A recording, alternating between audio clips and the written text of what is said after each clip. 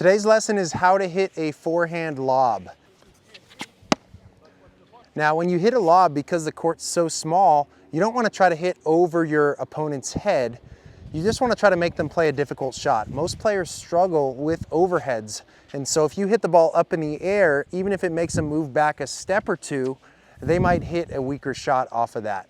Now, when you lob, I recommend using a continental grip on your forehand so that you can get the face of the paddle pointed up to the sky. I call that open, so that all you have to do is come into the bottom part of the ball with very little swing to put the ball up in the air. So if I'm right-handed, I find a continental grip and I'm swinging from low to high with an open face. If I'm left-handed, same thing, but from the other side.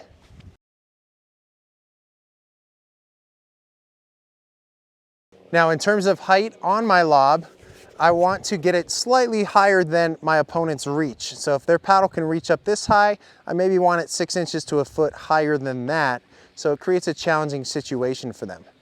Based on the incoming ball, if the ball is hit harder at me, let's say they just hit a good overhead, I want to make sure I grip the paddle pretty loose and I'm just absorbing their shot and sending it back with very little swing.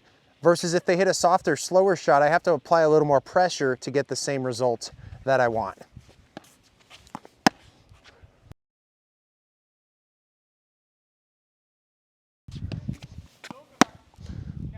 When players are under pressure and they try to lob, but they don't use this technique, it results in a lot of errors because they're having to do more swing whenever they're hitting with their paddle like this. Now, you can lob like this. This is a more aggressive topspin lob, but I would use it in times when you feel more comfortable on the shot. You're not in a rush, you're not under pressure, you have other options. That would be a time to use a topspin lob because it can be more aggressive than the underspin lob that we're hitting here.